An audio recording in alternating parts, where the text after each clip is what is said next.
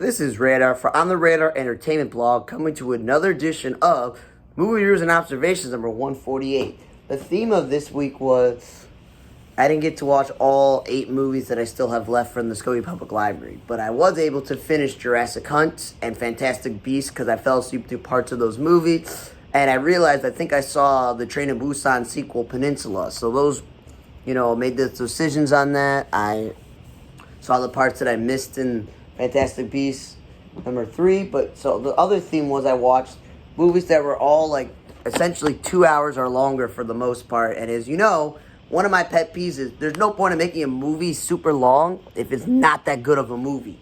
Now, I'm a fan of Mark Wahlberg, the former rapper turned actor, and he's in a lot of cop movies, action adventure movies, he's in comedy, you name it, he's done a lot of things. So him becoming this Father Stu guy where bad upbringing, his father left his mother years ago, and he's, struggling, boxer, and then he becomes a struggling actor because he wants to make it big, and something clicks in the guy's life, and he wants to become a pastor or whatever it is, and he's got to go to the Vatican school, and it's based on a true story where this guy wants to change his life. He's had all these problems in his life where struggling this, struggling that, have to overcoming this, overcoming that, and trying to live his dreams. And I'm like, that's a good idea for a movie, but why is it essentially a 2-hour movie with credits? Cut out some scenes, and of course, I'm not a huge fan of Mel Gibson, who's an anti-Semite, but he's playing a crappy father, and that makes sense. The mother, Jackie Weaver, was okay. Unless you're a huge Mark Wahlberg fan, you may not want to sit through this movie when it's almost 2 hours and there's a lot of wasted scenes in there. But he has been a boxer in a movie before, so it's like, yeah, I can see that. Then I watched this movie, Licorice Pizza, where I wouldn't call it a comedy. I would call it like a dramedy. Like it's a drama with some humor. And it's also 2 hours and 14 minutes with credits. Again, why does it have to be that long? And the famous people that are in this movie, like Bradley Cooper and Sean Penn and Tom Waits and all these other people that are in this movie, they're playing like adults who just interact with these children or young adults barely in the movie. The movie's more about this girl gets like hit on by a high schooler who's a child actor of some sorts, and his mother's played by the woman who plays the waitress, and It's Always Sunny in Philadelphia, and she was in the sitcom The Grinder. So she's done stuff before, but it's like she's barely around in that, and they run a company or whatever, and John Michael Higgins is also in the movie, so again, another character actor's in there, and this guy goes, well, you may not like me now, but you'll like me later. I need a chaperone to go to these shows. And he's also like, comes up with all these gimmicks, and she helps him because she's in her 20s and he's a teenager. And it's like a friendship that can't be more than a friendship. And, he's got his other actor friends, his other young friends, his brother. And it's just like about them having like fun and going on all these adventures together. And eventually, you know how it is. This can't be a Hollywood movie unless it has a romantic ending.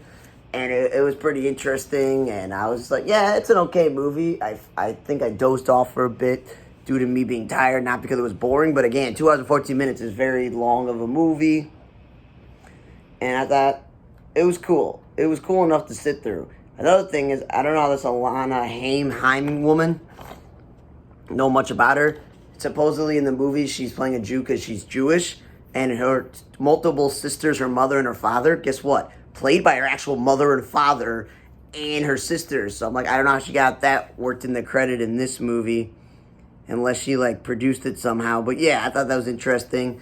And one cliche I got to tell people, because I was raised Orthodox, if you're going to portray Jews having a Shabbat dinner and they make the blessing over the candles or the bread or the wine, no one says amen, amen to their own blessing. Other people do it. You lead it, and someone saying amen means they agree with you. It's like, I don't understand Christianity that well, but when people say a prayer and they go, amen to that, like, you're not the one that said the prayer, you're the one saying amen to that. So that's why I'm like, gotta fix that. Then I saw Nightmare Alley, which goes like, oh, we got all the big-time people in the movie, like Bradley Cooper is the main star, Kate Blanchett is in this movie, and Rooney Mara, and Ron Perlman, and Mary Steenburgen, and and Toni Collette, and William Dafoe, and Tim Blake Nelson is in the movie as well for a bit. And it's like an interesting movie where this guy's down on his luck, and he joins this carnival and he gets to learn the trades of the trade from this older gentleman and Toni Collette. He pines, obviously, for Rooney Mara because she's young and attractive, and it's a carnival, so there aren't many other things. And then he goes, I could do this on my own, and then he takes it on the road. So everyone that was in the movie that was interesting, Willem Dafoe was really good, and Ron Perlman and all the other actors in this movie, in the circus, were pretty good, and the old guy, and you're just like, okay, cool.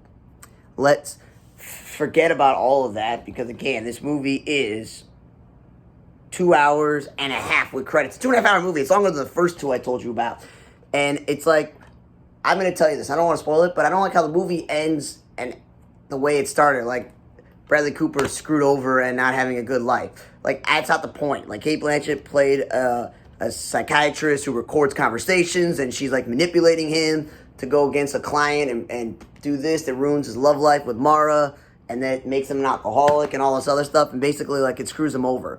Guillermo del Toro, because he's a big-time director and movie maker and producer, that's how he can get Dafoe and Ron Perlman and some of these actors to play bit roles for very short periods of time in a movie and make it all weird. I was like, let me see how weird can this movie get. And there was some weird stuff. But again, why does the movie have to be 2.5 hours? And why did you just like be like, yeah, screw Bradley Cooper's character? Okay. Maybe sit through all that for nothing. Then I watched the movie The Outfit, where this Mark Rylance dude, he was pretty good. I also forgot to mention the guy who played like the jockey in the movie The Jockey. I think he was also one of the people in the Nightmare Alley as one of the people in the circus, because he's a good actor.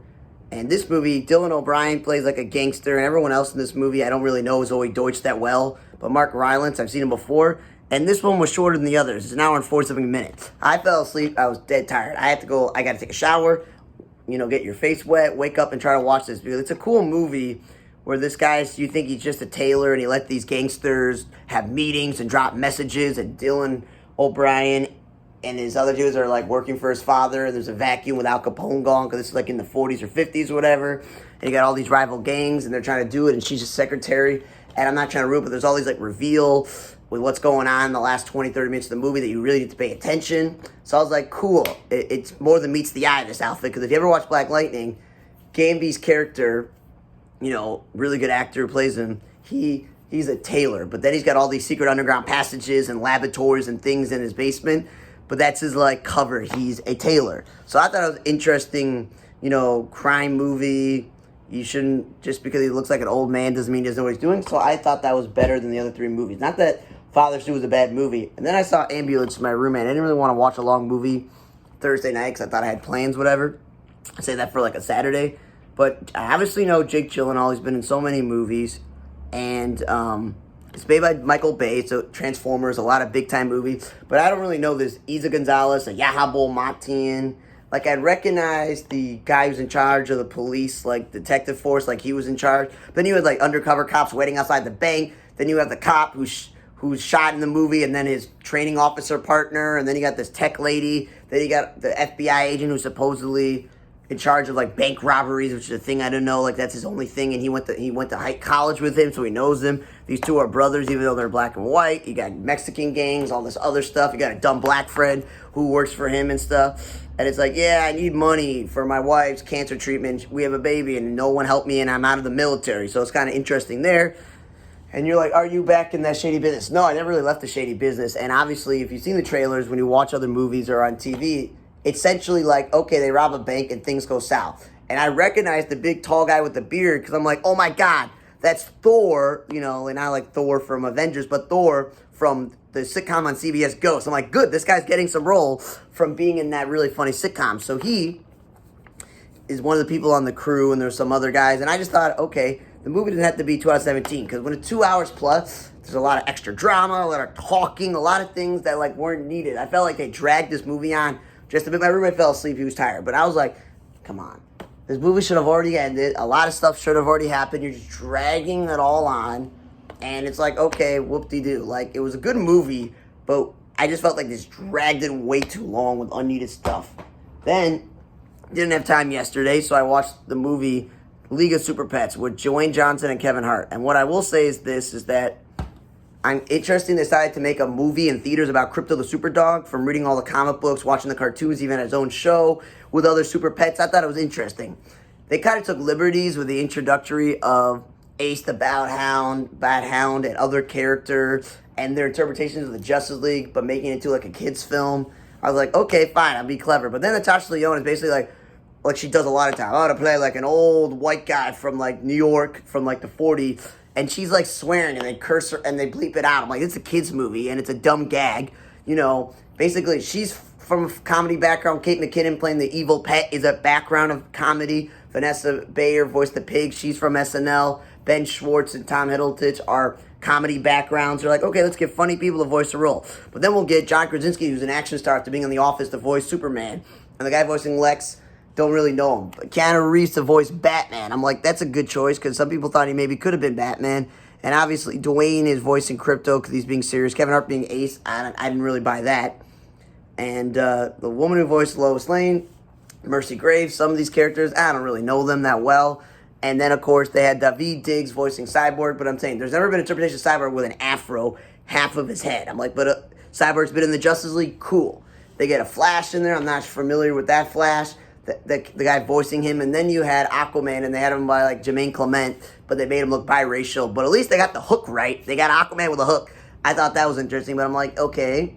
And then, instead of Alan Scott, the original Green Lantern, Hal Jordan, Earth's mightiest Green Lantern ever, or the joke guy, Guy Gardner, or, black superhero John Stewart, who's been really popular, or my favorite, Kyle Rayner, or this second black character that they made for the New 52. Nope, they get this woman, they make her a curvy, chunky Latina woman, and she's Green Lantern. And I'm just like, what are you doing? You have like a bunch of Green Lanterns to choose from. Choose one of them. Like, I didn't get it. And then, of course, a pig with Wonder Woman who shrinks and goes up and down in size, that's more of a Plastic Man or Elongated Man or Mr. Fantastic. That doesn't really go with Wonder Woman. A turtle going fast. Flash has a cackles like Streaky if you watch Crypto the Super Dog. Okay? And we know Ace the Bat Hound is Batman's dog, whatever it is. And then, of course, this little squirrel. What squirrel is gonna be in a animal shelter or pet store? Squirrels are everywhere. So I'm glad they introduced Chip, who's a Green Lantern from a planet of squirrels, if you really look deep into comic books. But I'm like, yeah, like, he is not lightning powers. He's not Black Lightning. He's not Static Shock. He's none of those characters there, but okay. But at least they had him in the thing, which I thought was good. Overall, again, you see Dwayne "The Rock" Johnson at production all over this. Again, like he did with Black Adam. I'm going to put my money behind this. I'm going to be one of the leads. And it's all going to be about me and my life. And taking liberties with stuff. And overall, maybe they'll make a sequel. I don't know. Make a cartoon out of it. I was like, it's enjoyable. Kids should watch it. It's very fun to watch. A little emotional, a little sad here and there. Some jokes. But again, there's actually on swearing. And then bleeping it out before she swears. I don't know, you could have actually had a cat be Streaky like in the things. Either way, I think the best movie I watched this week was the intrigue of the story of Outfit, the action of Ambulance, and just watching a superhero movie, DC's League of Super Pets. I'm not saying Nightmare Alley, Licorice Pizza, or Fathers 2 were bad. It's just, one is 2.5 hours, one is 2 hours, one is 2 hours and 14 minutes with credits, and a lot of the times you're just like, just move the story along. It's like, oh my God. So, again, thanks for listening to this edition of Movie Reviews and Observations number 148. For On the Radar Today blog, I'm Radar. See you guys next time.